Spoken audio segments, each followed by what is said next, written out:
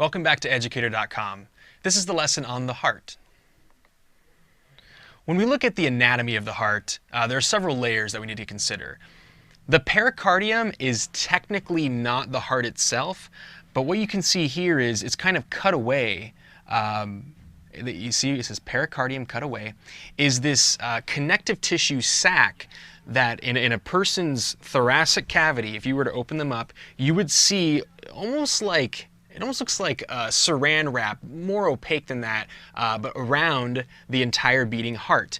And that particular connective tissue sac is not only protecting the heart and giving it some extra layered cushioning, but in between the pericardium and the surface of the heart itself is fluid, and that's providing lubrication. Think of it as like, you know, the engine of your car. Without oil in the engine, with all those moving parts that are metal on metal, it wouldn't work quite as well. There'd be too much friction. So having that fluid in between the inside of the pericardium and the surface of the heart, very important.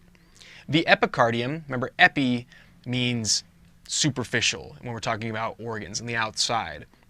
The epicardium is the actual surface of the heart, very thin in terms of the rest of the layers. When we go deeper, the myocardium, the thickest layer of the heart by far, is all that muscle, that cardiac muscle, very thick. If you've ever cut into a sheep heart or cow heart, which would be a lot bigger in some kind of dissection lab, the myocardium is very thick. And it's important. You want it to be strong, you want it to last a lifetime and do the job of making blood move. The endocardium is that inner layer, the deepest layer of the heart tissue. It's very smooth, like a slip and slide. Very smooth, made of epithelium, and you can call it endothelium because it's very deep. That's what the blood itself is slipping and sliding along. And you want it to be smooth. If the endocardium was rough, it would damage or rupture too many red blood cells. So you want it to be nice and smooth for this process to work properly. Atria and ventricles are the main chambers of the heart. You can see here, this is the right atrium. From this view, it's hard to see the left atrium. It's over here. They say auricle of the left atrium. That's just the little corner of it. If we turn the heart slightly, you would be able to see the left atrium a lot better. But those are the most superior, smaller chambers of the heart. If we go deeper, you would see the right and left ventricle, larger chambers.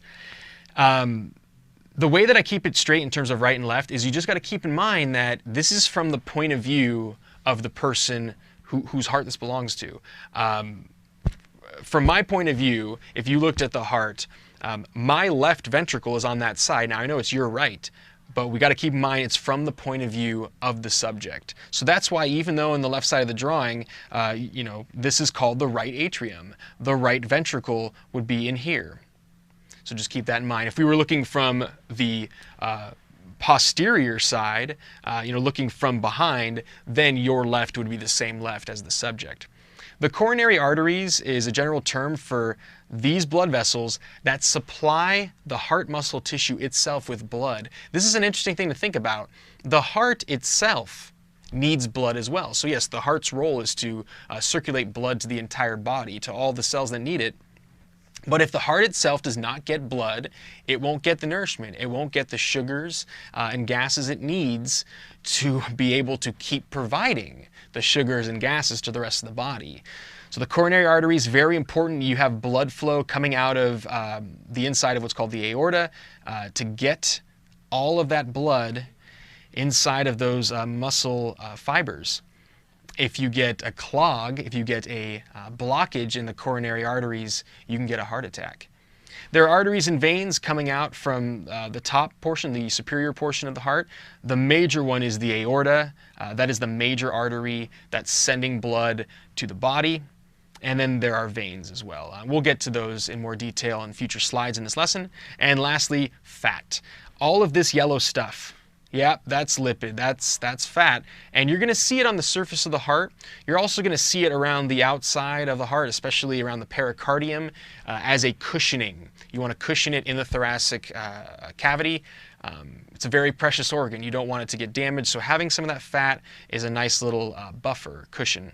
Now the fat on the outside here, I don't want you to think this person is unhealthy. It's normal to have some fat on the outside. The fat you don't want is inside of the coronary arteries. So when we look at how blood flows through the heart, it should be a one-way trip, meaning, or one-way street rather is a better way to say it. You do not want backflow, and we'll talk more later about what the backflow is and how that happens. When we start with blood coming back from the body into the heart, it's the vena cava that's taking blood from above the heart, from below the heart, back into it. And you want the blood going back in the heart so it can send it to the lungs, where you can exhale CO2 that's accumulated in the blood, get O2 back in the blood, and then send that back out to the body.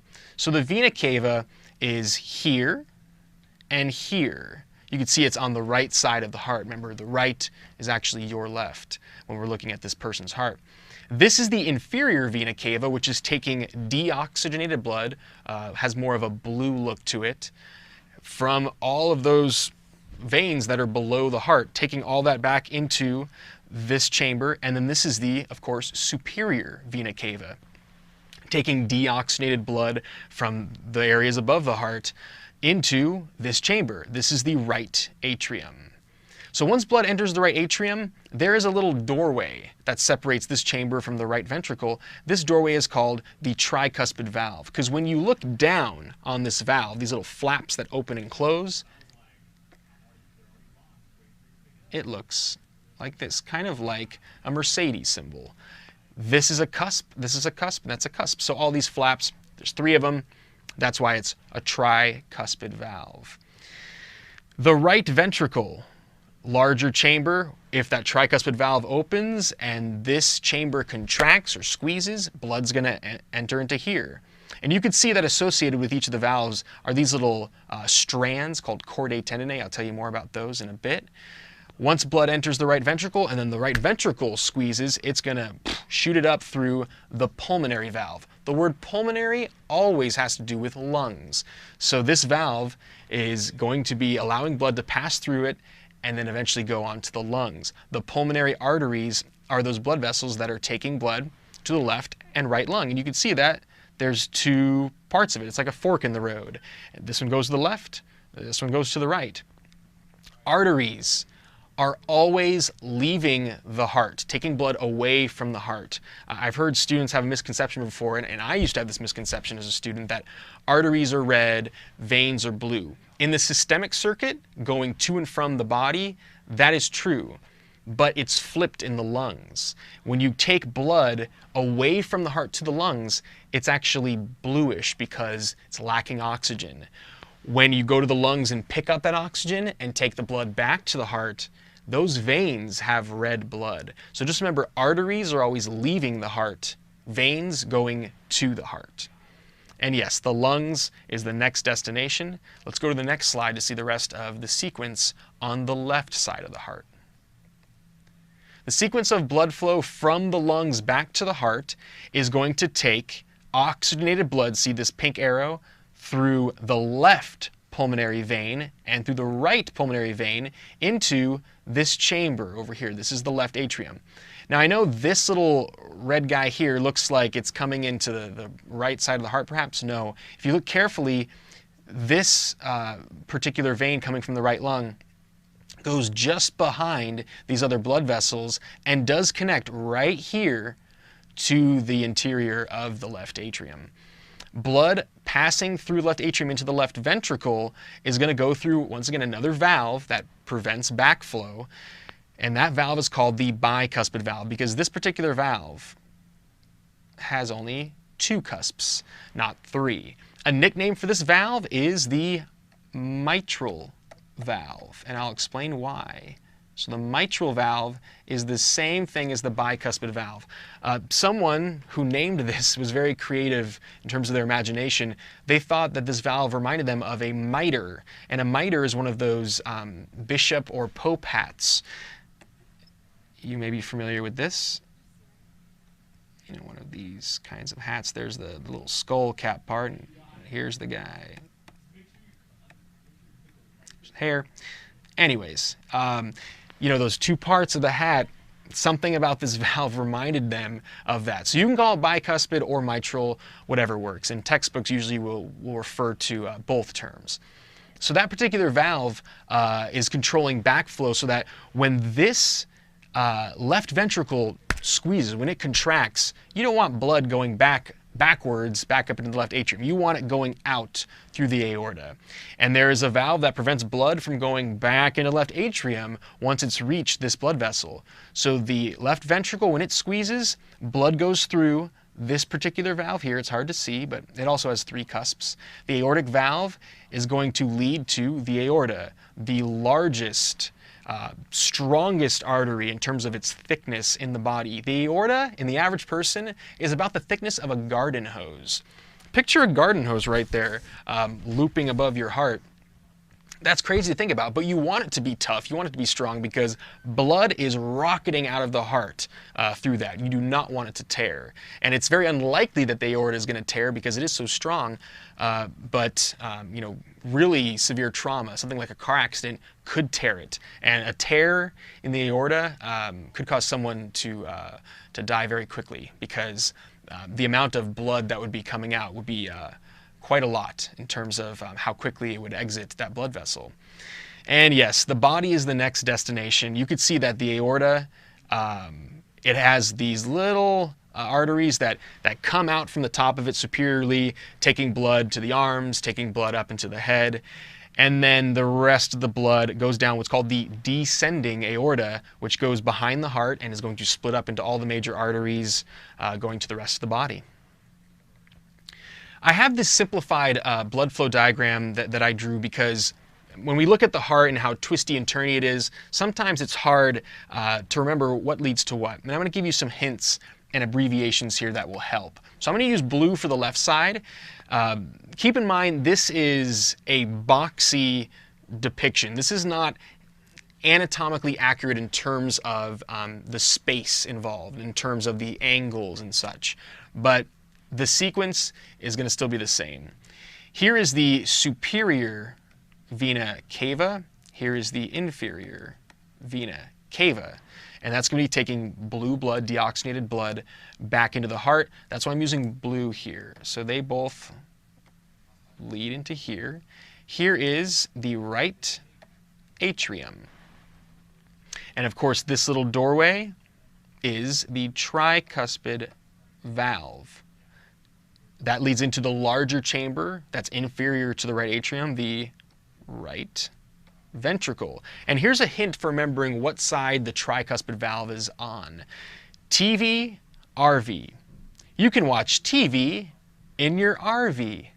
Huh? So that's the way that you can remember it. The tricuspid valve is preventing backflow from the right ventricle into the right atrium. And since this is taking blood to the lungs, because it's blue, you want to get that oxygen back, you can call this the pulmonary valve. Remember that the blood is going this way. So the pulmonary valve leads to the pulmonary arteries, because this is taking blood away from the heart. Here is the sorry, I just made the mistake. Here's the left, rather, pulmonary artery, and here's the right pulmonary artery. So that blood goes to the lungs, gets rid of the CO2 that's in it so you can exhale it, picks up the oxygen. When that oxygen attaches to hemoglobin, which you're going to hear more about in the blood lessons, it becomes red.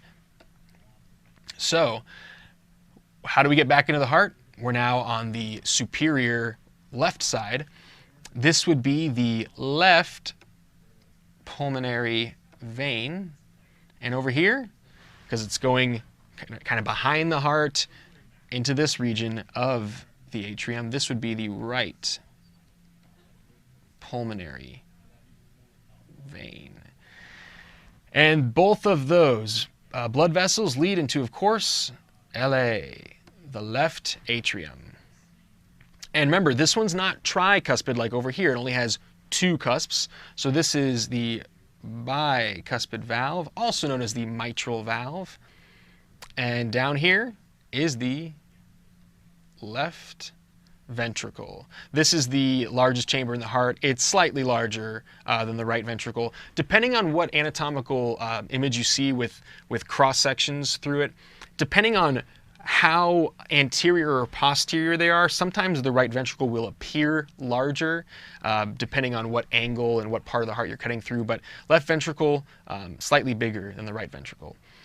And of course the blood flow comes into here, comes through here, and then it's going to go up. Once the left ventricle contracts, this is the aortic valve, and that takes blood into the aorta. And you know what? I should have done that a little further down, but now I just did. The blood going through here, if you kind of think of how the aorta comes up and has that little loop that goes down, this looks like an A. If you look at how the left pulmonary artery kind of goes in front of it. So that's a nice way to remember that A for aorta, that major blood vessel taking oxygenated blood to the entire body. And remember, there's also arteries that branch off from the top. So there's a simplified blood flow diagram for you. When we look at heartbeats and the valves and how the actual sound of the heart corresponds to the valves closing and opening, a lot of textbooks will refer to the bump, bump, bump, bump, bump, bump as lub dub, lub dub, lub dub, lub dub. And the sound is actually corresponding to the valves closing. Lub dub, lub dub, lub dub, lub dub. Looks like a dance or something. Lub dub, lub dub. The first sound is actually these valves closing. So the lub is these two. These are known as atrioventricular valves, or AV valves. And the way to remember that is they are separating the atria and the ventricles. Atria, ventricles. So atrioventricular valves separate the A and the V. That's why they are AV valves. Bicuspid and mitral, or bicuspid and tricuspid.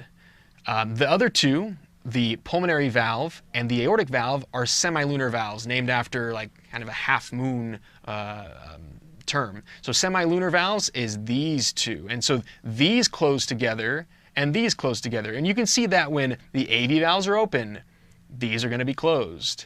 When these are open, these are going to close. This picture, by the way, if you're wondering which one is it, is the aortic valve. But you know what? The tricuspid and pulmonary valves look very similar. So think about it this way. The lub, start with the valves that are kind of higher up, or higher up's not the best term, but the ones that happen kind of first in terms of thinking about blood coming in. So remember, blood coming into the heart on either side, it's going to pass through these valves first. So think about them closing first in terms of this sequence of lub and dub. And because these two close for that first sound, they close when the ventricles squeeze. Why do they close when the ventricles squeeze? Because if you imagine blood pooling into these parts and boom, the walls just compact together, you want blood to go which way? This way and this way, not back. You don't want it to go backwards into the atria. So when this contracts, these two, the bicuspid and tricuspid, or AV valves, have to close. Conversely, when these are relaxed and you want blood coming out of the atria down into the ventricles, you want these to be open. And you also want these to be closed at that time because you've just squeezed blood out of the ventricles and you want it to stay on its way to the lungs and on its way to the body in these blood vessels. So you have to have that coordinated opening and closing. Lub dub, lub dub, lub dub. Systole and diastole. When we look at the term systole, that's basically like saying contraction. So when the ventricles contract, they are in ventricular systole. Diastole is the opposite. So when the ventricles relax, it's ventricular diastole. And when ventricular contraction or systole is happening, you're going to get the atria doing the opposite, and vice versa. So you can use the term atrial systole, atrial diastole. And so it's contraction, versus relaxation. And the chambers are going to relax when they're ready to receive blood. Think about the ventricles. When they've just shot blood out of the heart, they then need to be ready to accept blood from the atria. So they're going to relax and open up, get the blood pooling in there, and then once again, systole. The way that I keep these straight is blood pressure terms. Like the blood pressure 120/80, that's systolic over diastolic. That higher number corresponds to higher pressure, contraction. So systole, that higher number, 120 or whatever the systolic number on blood pressure would be for a person, is going to be a higher number because it's contraction rather than that relaxation, which is going to be lower pressure. The valves respond to the pressure changes. I told you I would tell you more about those little tendons. There's little kind of like white strands associated with the valves as they open and close. So as ventricular pressure rises, boom, as they contract above the atrial pressure, that causes the AV valves to be pushed closed. And then when the ventricles relax and they expand, that pulls on those little white tendons. They're called chordae tendineae. Chordae tendineae. Now remember, tendons connect muscle to bone. These are a little bit different than your average tendon because it's connecting valves, part of the endothelium of the heart, to other parts of the endothelium that are all connected to the myocardium, the heart muscle itself. So as the pressure changes because of the contraction and relaxation, that's going to open and close the valves because these are attached to those little flaps. Cardiac output, you're going to hear more about that in blood pressure, parts of the blood vessel lessons. But cardiac output is a measurement of how much blood is physically leaving the heart. Stroke volume is milliliters of blood that leave the heart with each ventricular contraction or ventricular systole. So how much blood is physically leaving, and then of course, how often is it leaving? Heart rate, are we talking 60 beats per minute, which is resting heart rate for a lot of people? Are we talking 130 beats per minute, which is when somebody's typically, doing some running? It could even be a lot higher than that. So cardiac output could be increased by having just a lot higher heart rate. Just having your heart beat faster, the amount of blood coming out of the heart would increase, of course. But if you can increase stroke volume, you don't have to have as much of a heart rate increase. So how do you increase stroke volume? Exercising. Lots and lots of exercising. If somebody gets to the point where their heart is super efficient in terms of how much blood it can actually squeeze out of it with each beat, you'll find that their resting heart rate tends to drop. Because when they're at rest, their body doesn't need to have as many contractions, because with each contraction, they're actually squeezing out a lot more squeezing out a lot more blood, rather.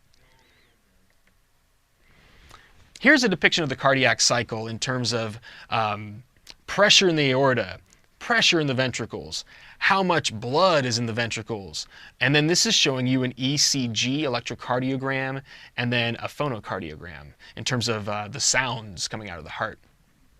So aortic pressure related to ventricular pressure. Let's look at this. So when you get the ventricle, boom, contracting, doing systole, that's when you get this blue whoop, a big rise. And that corresponds to ejection, letting go of blood out of the ventricles. And of course, that's going to increase the amount of pressure in the aorta, because where's this blood going when the ventricle contracts? It's going in the aorta, sending the blood to the rest of the body. At the same time, when the ventricle, boom, squeezes, that's why this red line drops. As soon as this rises, boom, the amount of blood in the ventricle lessens because that blood is leaving the ventricles. And you're going to see more about this later on in the lesson. What is this little bump? The bump, bump, bump, bump, the all those heart monitors, what does that mean? We're going to get to that in a sec. But I just wanted to show you how it's all related here in terms of when the ventricles are squeezing and letting blood out of them. And at the same time, look, when the ventricles go back to diastole in terms of kind of relaxing, the pressure lessens, and then once they're opened up again and waiting for blood, what's going to happen? Ventricular volume is going to increase because the atria on the top are squeezing blood back into the ventricles, and then it's going to happen all over again. And this just happens in a matter of 2 to 3 seconds, or even less if the heart rate is very fast. When it comes to initiating a heartbeat, it's really fascinating within the heart. Automaticity, this term here, means that this is the one place in the body where electrical signaling happens apart from neurons initiating it. So you get movement of this amazing organ without neurons specifically being inside of it. A misconception some students will have is they think that the cardiac conduction system is a bunch of neurons or nerves within the heart. That's not true. There are pathways within the tissue of the heart, within these muscle fiber tracts that guide the electricity through it. And that's described as the cardiac conduction system. So it does describe how electrical signaling makes its way through the heart in a coordinated fashion. We hope it's coordinated. The sinoatrial or SA node is this little bluish purple dot right there. So I'm going to underline that in blue. That's located in the kind of superior wall of the right atrium. This is kind of an interesting looking drawing, and here's that exposed right atrium. In this particular shot, we can't see the left atrium very effectively, but left atrium does not have as much to do with starting up the heartbeat. This sinoatrial node, extremely important because this is the natural pacemaker of your heart. If you've ever heard of somebody having a pacemaker, that's an artificial pacemaker where we've attached an electrical device to the heart that helps initiate the heartbeat in a proper way. So if somebody is having some trouble with their SA node working naturally, you then attach a pacemaker to it to keep it in check. So this is the natural pacemaker that we are born with. And some people have no trouble with this pacemaker their entire lives. It's doing the proper, coordinated, well-paced set of contractions and relaxations that's supposed to happen. So there is, yes, a nerve that comes and stimulates the SA node, and then once that's stimulated, it's off to the races in terms of the electrical signal flowing through the heart in the right way. So the SA node then sends a signal into here, the AV node. So this is more in the kind of inferior part of the right atrium. I'm going to do that in red. The atrioventricular node. And remember the term AV valve from the previous slide? AV node has its name because you can see that if it's on the inferior part of the atrium, that's going to be adjacent to the opening to the ventricle. So that's why it's called AV node. It's very close to the opening to the ventricle. And here, once again, is a good image of the chordae tendineae right there. The AV bundle then takes the signal down through the septum, meaning the border between the left ventricle and right ventricle, and it extends in what are called Purkinje fibers. So all these little fibers that are kind of innervating the muscle fibers of the ventricles, named after Dr. Purkinje, and those Purkinje fibers, when the electrical signal goes through all those, you get the ventricles, the left and right, contracting at the same time. At least they're supposed to. And if you're wondering about, well, what about the left atrium? Because of signals going through the SA node, it's able to simultaneously stimulate through these little tracts, the atria contracting at just about the same time. And so this sequence is able to get the atria and ventricles contracting in a coordinated fashion to make sure that blood is flowing properly and efficiently through the heart. An EKG or ECG stands for electrocardiogram. So the English abbreviation would be ECG. EKG comes from the German for cardio. You can use either one. EKG and ECG is the same thing. This is a measurement of the electrical events within the heart. And when we look at one single boop, boop, there are a few different points. They call them waves. The P wave, let's do that in red, right here. This has to do with the atria being depolarized. And depolarization of the atria is going to make it do atrial systole, that contraction. So here is atrial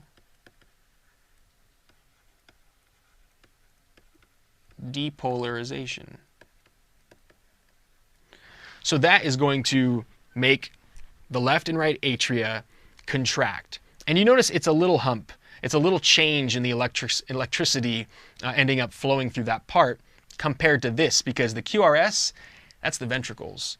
So you ever wondered, why is this bump not as high? Well, ventricles, much larger in terms of them being this holder of blood and like a muscular chamber that's going to be in a much stronger way squeezing blood out of the heart.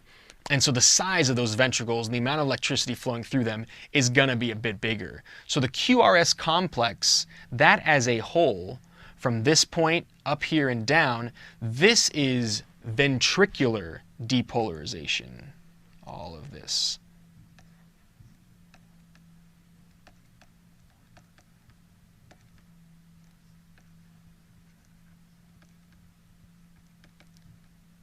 If you remember the terms repolarization and depolarization from action potentials, it has to do with this. Remember that with an action potential, it goes up and down, similar to this, where it's depolarization, repolarization in terms of sodium and potassium. You can kind of use those terms here to help you remember that it's depolarization, then repolarization. Sodium going into the neuron, potassium leaving the neuron, having depolarization, repolarization. This whole thing here, just itself, is depolarization. After it, you have repolarization. That gets the ventricles back into their relaxed state. It gets them in ventricular diastole. So T here, the T wave, is actually the event that repolarizes the ventricles, eventually getting them ready for receiving more blood. So this is ventricular, I'm just saying vent repolarization.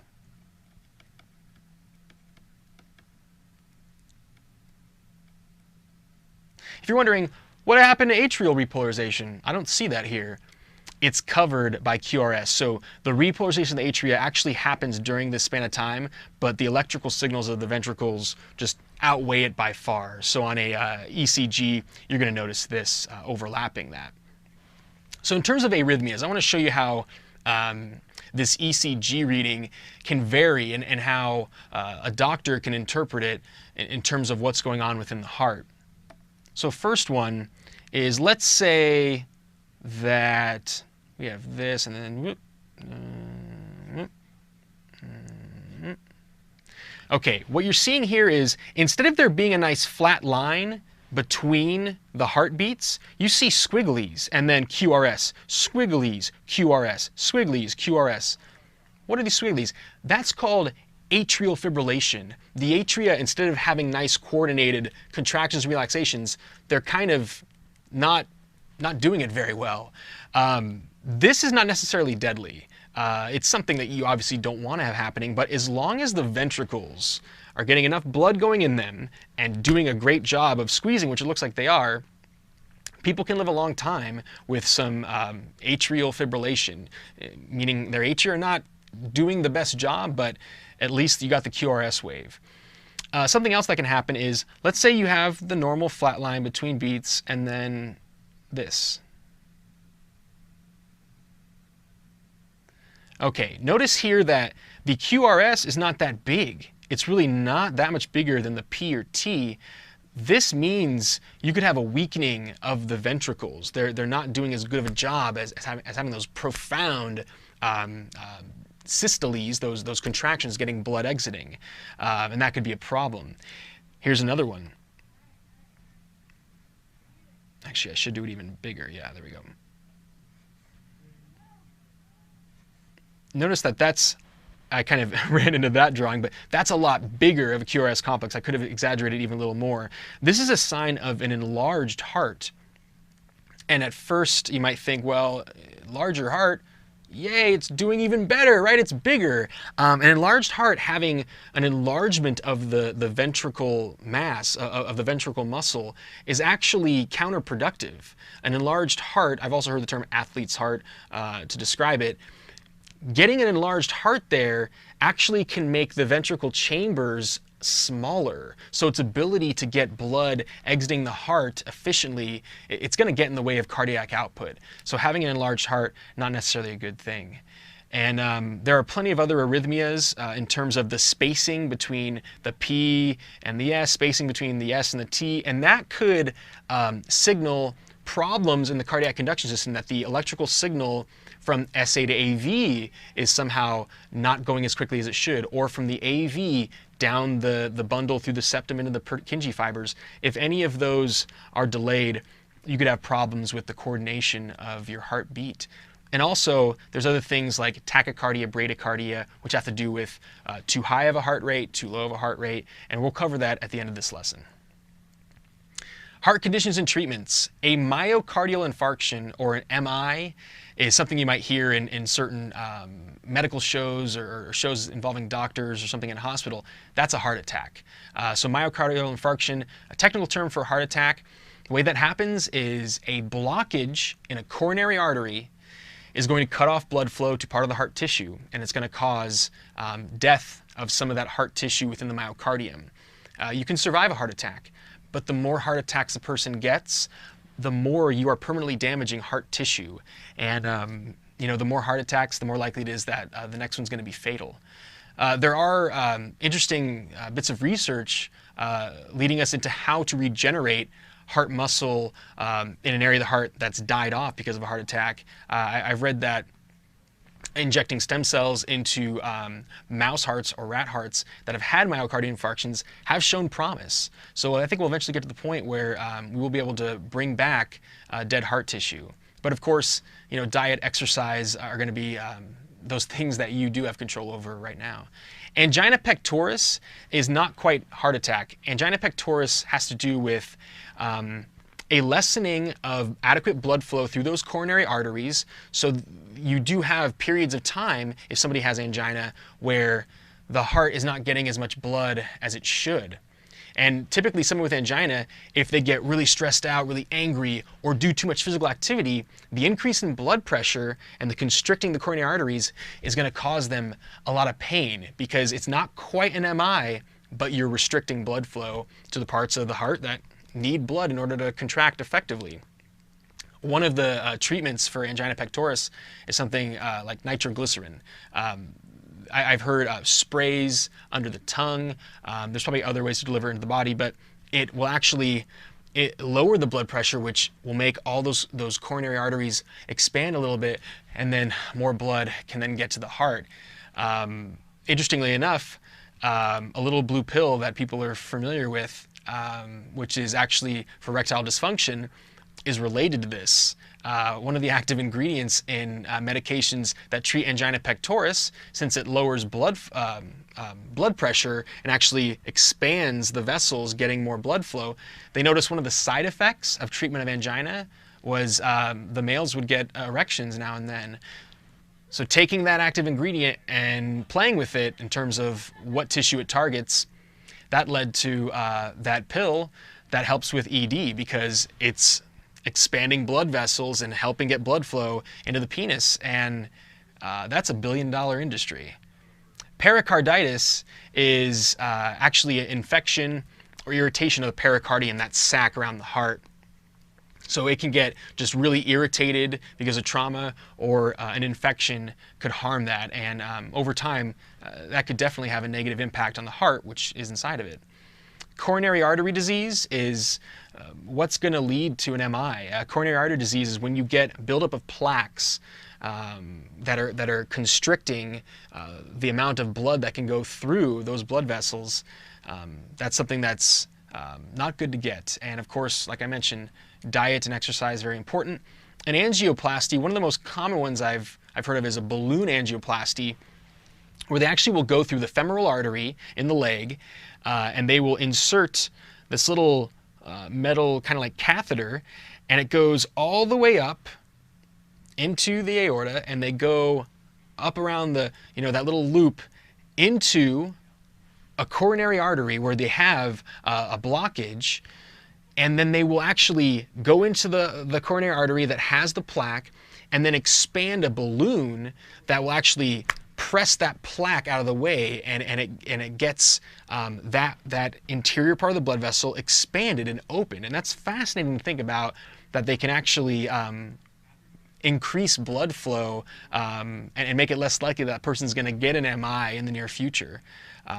So it's something that's not a permanent fix. You know, if that person continues to eat a high-fat diet, especially high-saturated fat, and doesn't exercise, they're going to get that buildup of plaque again. It's not going to cure the problem.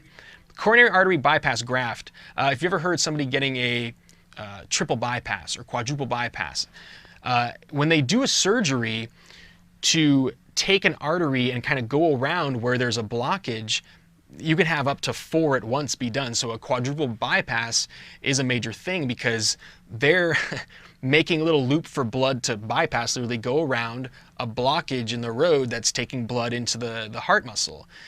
And that graft can definitely extend someone's life significantly. Amazingly, some people, better than others, will naturally do this in their heart.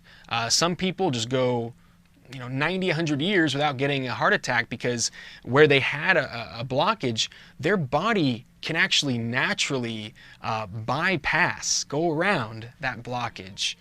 Some people do it better than others.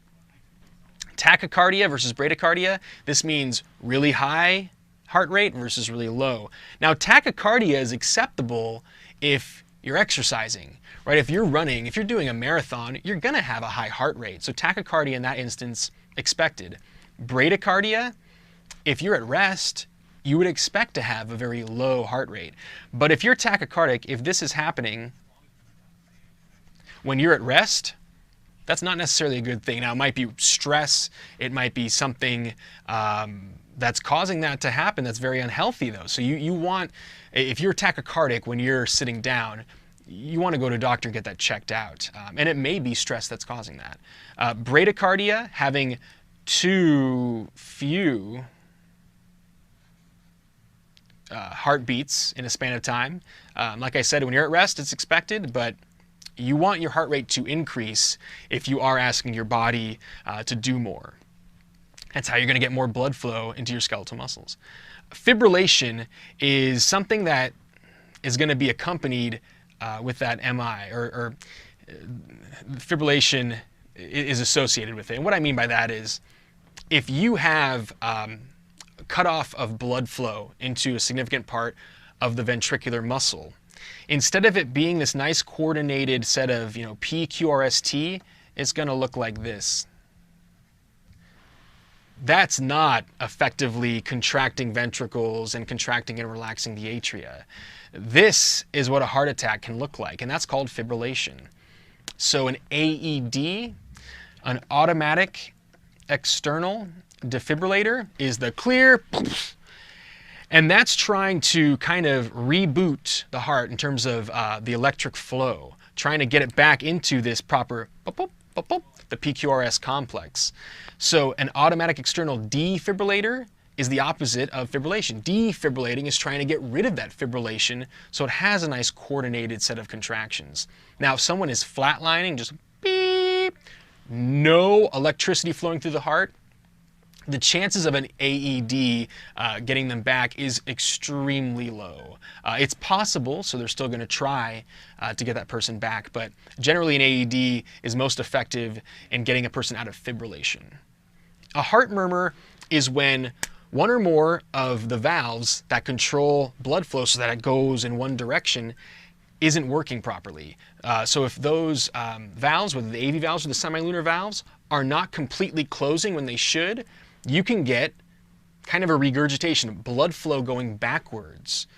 So a heart murmur, if you go to a cardiologist and they listen to your heart sounds with a stethoscope, they're trained and they have tons of experience where they can hear the little bits of backflow in a heart murmur.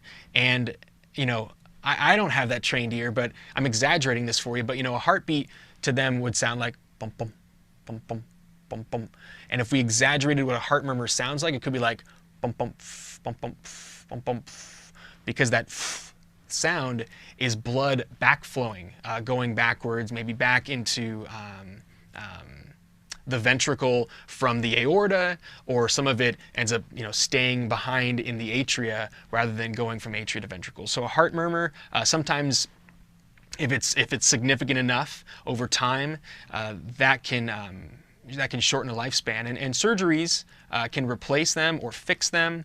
They actually will use pig heart valves oftentimes to replace heart valves in a human, and that works fine. You do have to take drugs to kind of calm down your immune system so you don't attack that tissue, but hey, it works. Mitral valve prolapse is when part of the mitral valve is actually like it's kind of curved into the atrium, and mitral valve prolapse over time, it's not something that's efficient in terms of the mitral valve closing when it's supposed to prevent backflow. So these are some of the heart conditions and treatments involved with keeping a person alive and minimizing problems with the heart. So thanks for watching educator.com.